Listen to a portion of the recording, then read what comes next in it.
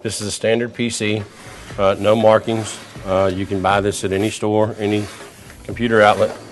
To get into the computer, you look at the back, make sure that all your connectors, when you lay the computer down, all the connectors are on the bottom. These are thumb screws. You unscrew them, put them off to the side, and you slide back and then lift up. Just takes the case off. Now, this is the inside of a computer. You have a power supply. And these connectors come off the power supply, supply power to everything on the system board and on the components. This is a processor fan, heat sink, which is over the microprocessor. There's several components that are on here that we'll talk about later. You have your hard drive, you have your CD-ROM, and this component down here is called your motherboard. We're going to take this apart. The blue cables that you see here are called SATA cables, S-A-T-A, SATA cables. There's a pin on the top of one of these. You squeeze and pull. See this pin here? What you do is you squeeze that pin down and you pull out, and it comes off of the hard drive. Then I'm going to take the power, which has the same type of connector, only just a little bit longer. We're going to do the same thing up top, squeeze and pull. Same thing with the power, squeeze and pull. The power is supplied through the power supply. The SATA cable is supplied through the system board. These cables here, these SATA cables, are connected to SATA ports that are on the system board. Again, you squeeze and you pull. Set these off to the side as well. We're going to start disconnecting power to everything. This power cord right here connects to a case fan. They simply just unplug. This power connector connects all the power to the system board. Squeeze and pull directly out. It's got this little clip. It clips onto the side of the system board. Again, another case fan. Unplug power. And you have a 4-prong power connector down here. It supplies more power to the board. It also has a little squeeze pin, and it pulls right out. Now your power supply is completely disconnected from your system board. Now we're going to remove the power supply. Okay, to remove the power supply, there are 4 screws on the back side. Get a Phillips screwdriver. Make sure you don't lose your screws.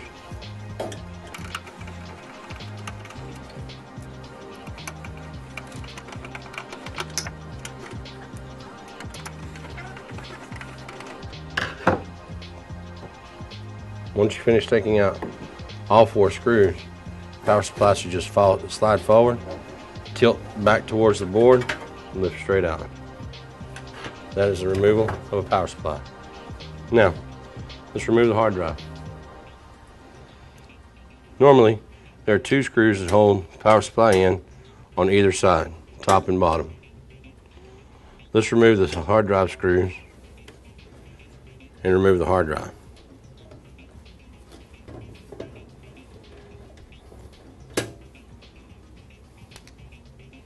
Slides forward, and your hard drive has been removed.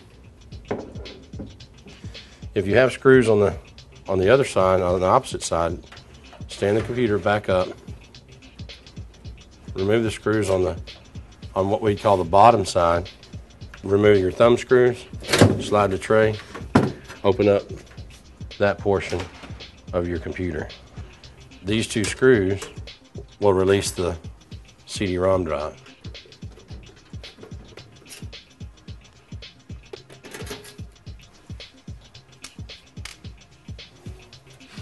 Turn it back around. 2 screws on this side. Once you've removed the screws from the CD-ROM, push from the back out forward, and your CD-ROM slides forward. Now, to remove the system board, you can first have to remove each one of the components that are tied to it. Cables, PCI connectors, or PCI Express, whatever external cards or what they call add-on cards, you'd have to remove those. This is considered memory.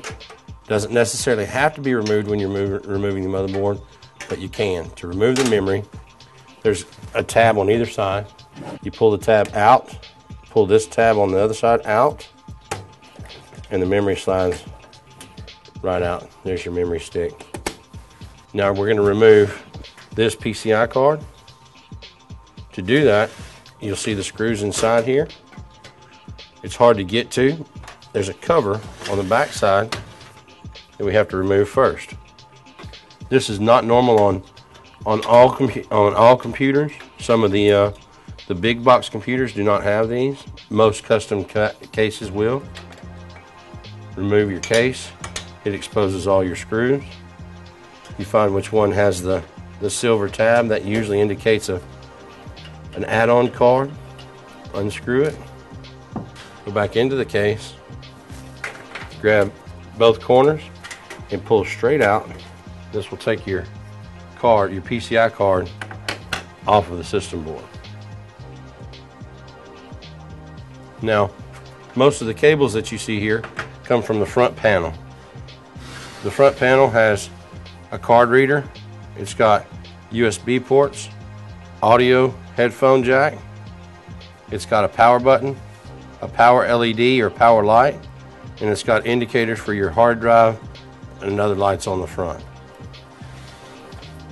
So what we want to do is disconnect those cables from your system board.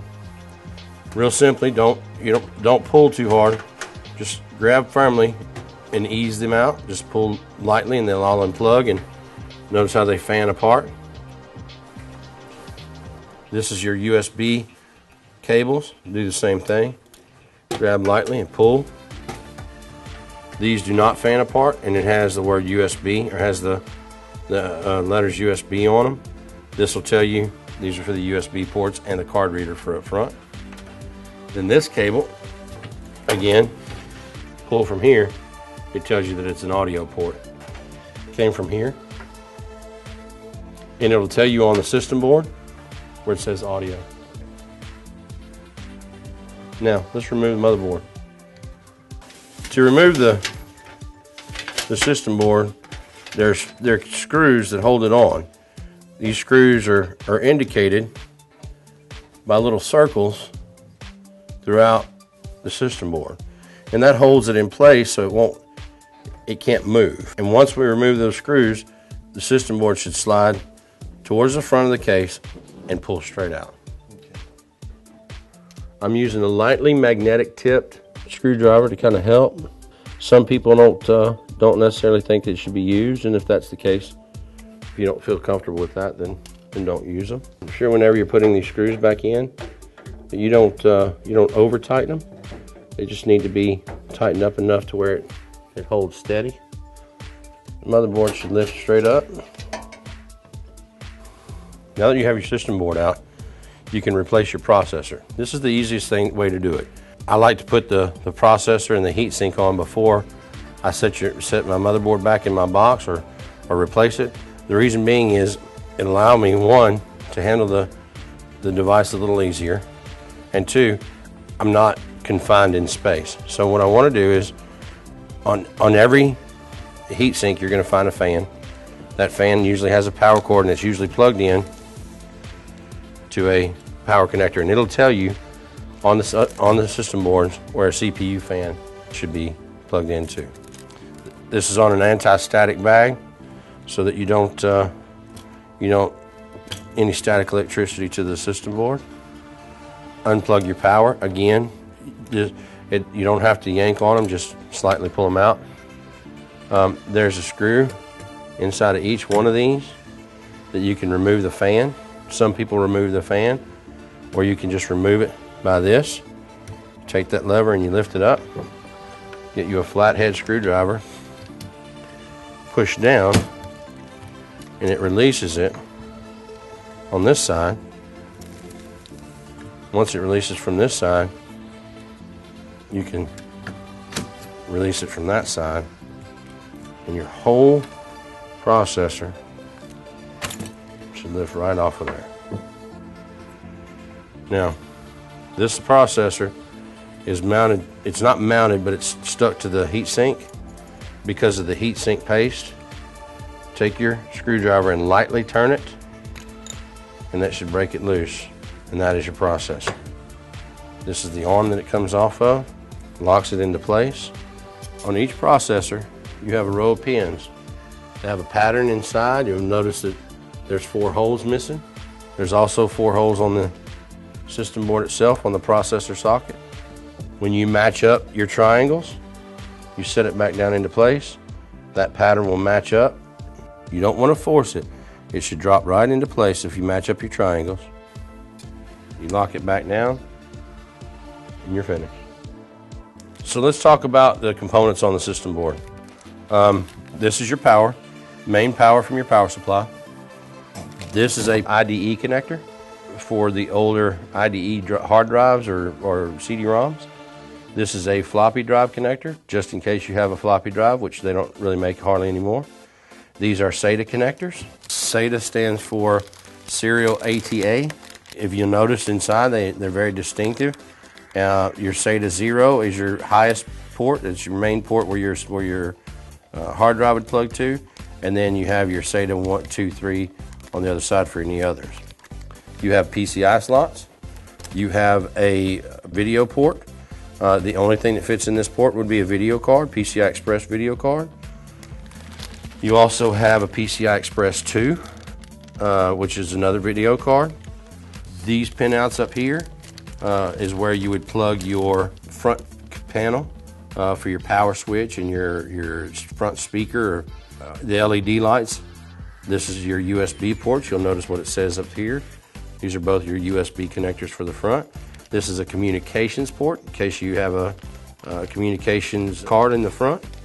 You also have on the back, you have audio ports, which is your speaker, microphone, your headphone jacks. You have an Ethernet connector for your network. You have 2 USB ports here, 4 more on this side. You have a DVI port. You have a VGA port. Both of these are video. You have, if you notice, this one's green and purple. This is a PS2 port. You can plug either a mouse or a keyboard. And then you have 2 more USB ports on the front side. Your memory sockets, you have 2 DDR memory sockets right here. This processor is an AMD processor. You can tell because it says AM3 or AM2 Plus. This is your processor socket. These are the mounts for your heatsink. This is your Gigabyte motherboard. This is a chipset heatsink. It keeps your chipset cold or cool. Then you have a variety of capacitors and resistors and different little chips on the board that'll help you. This is called a CMOS battery. You have your audio port. That's the basic components of a system board. And all system boards are different. Some of them won't have a floppy port. Some of them will not have an IDE port anymore. Everything's going to SATA drives.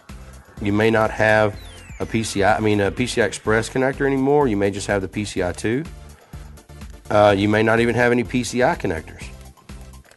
This is your 4-port power connector, which supplies power to the processor and all the ports in the back here. This power connector supplies ports to power to everything else. And that's basically the components. You have fans to plug in here on either side. This is right here for SPDIF is surround sound I/O right here.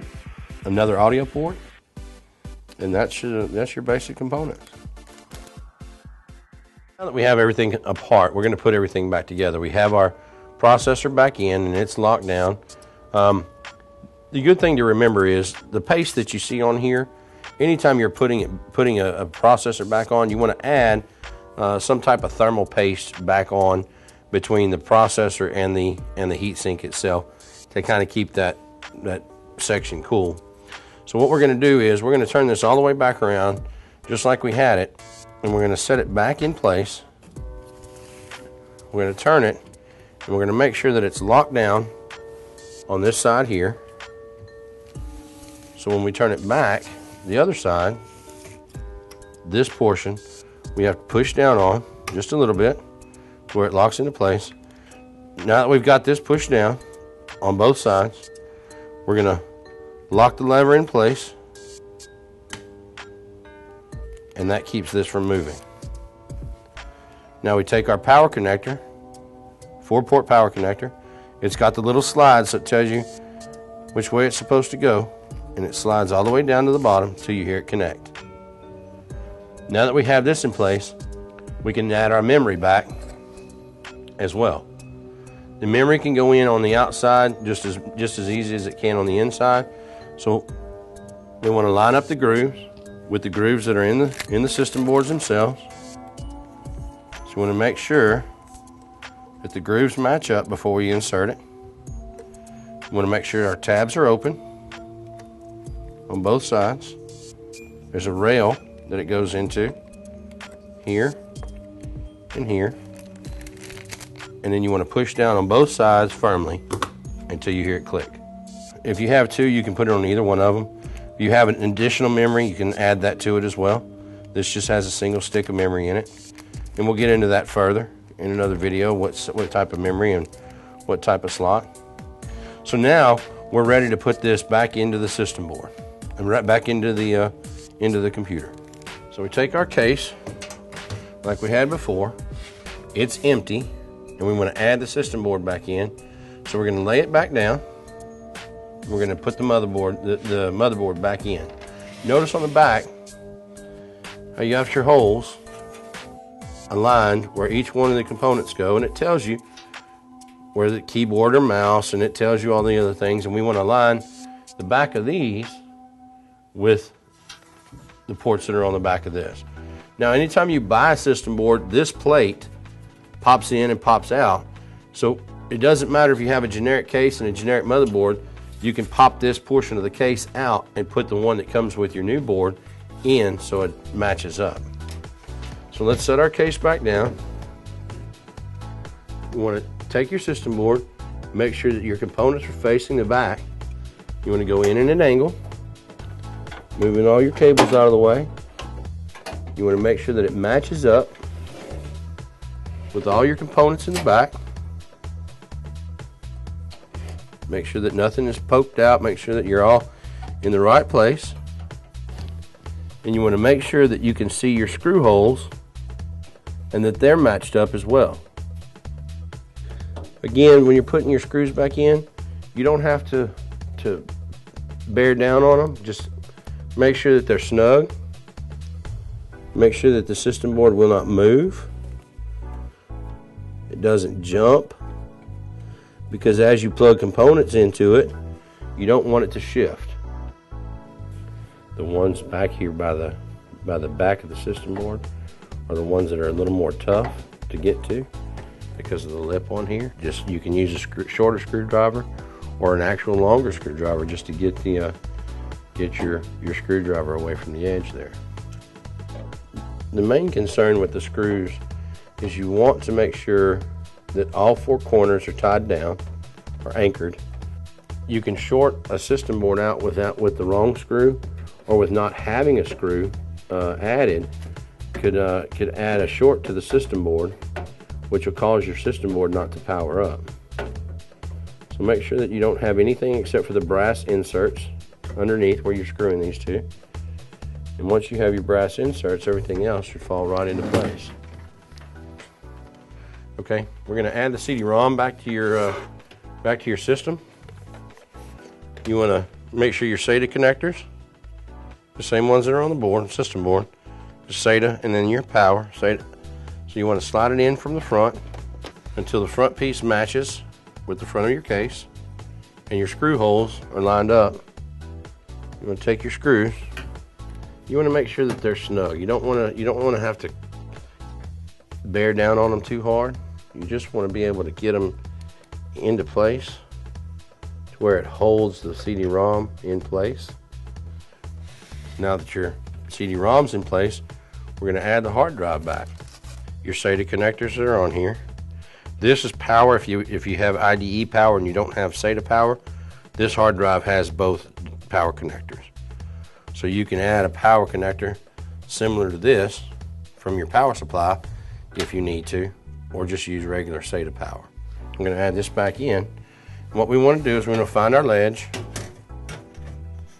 where we want it. We're going to slide it back in.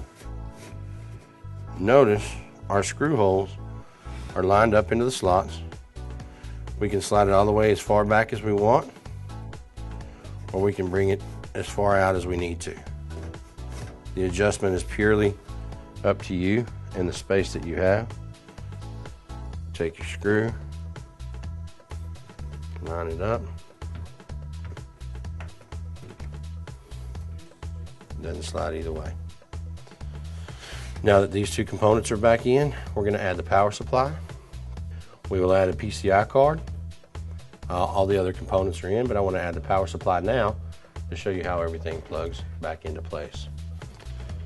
Power supply will go upside down. This depends on the back angle. You want to go in at an angle, up, turn it straight, slide it forward. You want to match up your holes, your screw holes. Like most power supplies, there's a ledge on top underneath that'll help you hold it in place.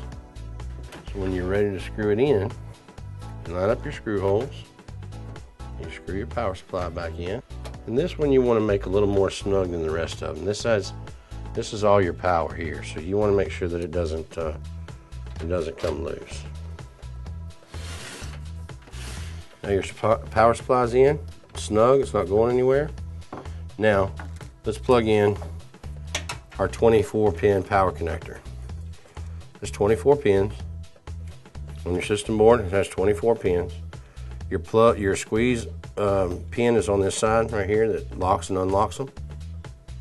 And there's a ledge on the edge of your power connector there. So you just line up your pins with the holes that are there and push until you hear a snap, and it's locked into place. Your 4-pin power connector, again, your clip. There's your power connector there.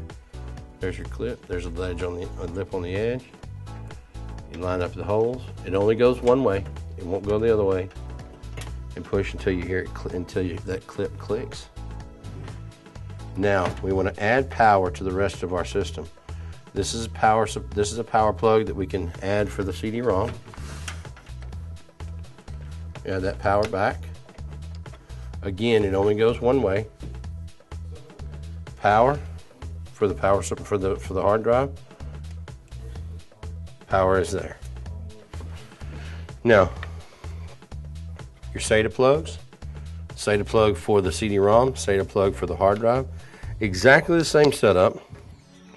The difference is this one's kind of a 90-degree angle, which allows it to be put in this way. The system board, the hard drive doesn't need it because you got more room over here. They do this in tight spots where you can get to them a little easier. So our hard drive 0, SATA 2 0, is going to plug to the system board. Notice the L shape on this one as well. There's a connector for it. We're going to push until we hear it click. Take this side again with the L shape, sideways L, and we're going to plug it to the hard drive. Push until you hear it click, just like that. And then we're going to do the same thing for the CD-ROM. Does it matter what port the CD-ROM goes to? There's SATA 0, then SATA 1, SATA 2, and SATA 3. Does not matter. You choose SATA 1, the next drive in line. You feed your cable up and you plug it against your CD-ROM. You want to try to keep your cables as neatly as possible. That way they're not running into your fans and you're not cumbersome. And then you have your other cables that plug into your system board as well. So let's start off with the audio cable. And if you remember, the audio plug was back here. Notice the pins on this. have a certain pin out. There's 5 pins, then there's 3, and number 4 is missing, and we have 5 again on the other one as well. The same pin out is on this. We have 5 pins, we have 3, 1 missing, and then 5. So we want to make sure we line those up correctly and push all the way down. Now, we want to do the USB and the card reader. Notice the pin outs are a little different on this one. You have 5, then you have 4, and then the last one's missing on that side. So you find your pin out the way you want it on here. Slide it into place. Do the same on this one. Slide it into place. This is a power connector for a fan. On all power supplies, your power connector, the main power is going to go red, then black, then yellow. Anytime you plug in to another power connector, you want to match up the colors, and they snap right into place. This one doesn't have red and black, so we want to find out, we want to make sure that the red is going to this power here, so we want to go ahead and slide it in place as well. This is the power LED, positive and negative. This is our hard drive LED, and this is our reset switch. So those plug to this port right here. You're going to have to find where the color code's on this, but if you'll notice, it tells you where each one of them plug into. So if it's closest to this, it's on this side. If it's farthest away, it's on the opposite side. Now that we've got our cables plugged in, connectors for the front panel, let's install the PCI card. With a PCI card, you make sure it's lined up in your empty slot, and then you push down here, and it snaps into place. And your screw, you got to add your screw back to it. Put your case back on. Last thing we're going to do is put our panel back on. Make sure that the grooves line up with where they go. It slides right back on. Put your thumb screws back in, and you are back to normal.